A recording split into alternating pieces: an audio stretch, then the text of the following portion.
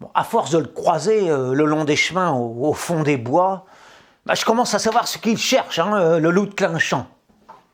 Il est craintif, marginal, mutique, à moitié sauvage. C'est un homme aux allures de bête, une espèce d'ermite au rabais qui rôde autour des fossés et des fourrés et des herbes hautes en quête de gîte, c'est-à-dire de chaleur animale, de confort champêtre, de foyer éphémère et ultime sous les étoiles. Une espèce de rêveur fou qui a choisi l'évasion à travers la paix des nuits passées au milieu des éléments.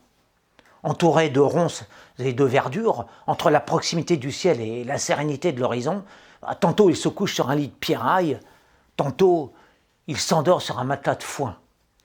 Le regard toujours dirigé vers les astres. Au gré de ses pas, selon les jours, il passe de sommiers de paille en nid de cailloux, de berceaux de branchages en oreillers de feuilles, et voyage ainsi de constellation en constellation. Il aime la dureté du sol, l'austérité de sa condition, la solitude des heures silencieuses et les senteurs d'humus.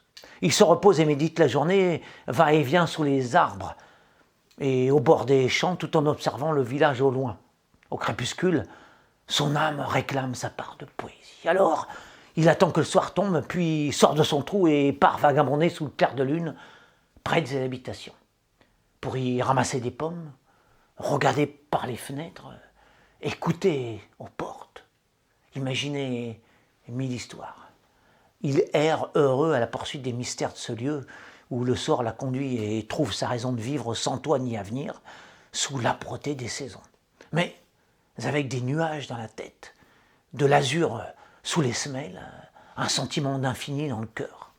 Aux antipodes de ce siècle, de pure raison devenue insensible au sommet des humbles choses, et traînant ses luxes et ses artifices comme autant de lourdeur et de vulgarité. Enfin, peut-être l'avez-vous reconnu, le solitaire rôdeur de Clinchamp. Et il n'est pas méchant, car en vérité, c'est mon ombre, mon reflet, ma projection idéale.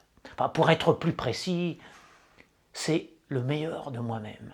Enfin, autrement dit, toute la légèreté de ma plume. Alors, c'était mon 73e texte sur Clinchamp.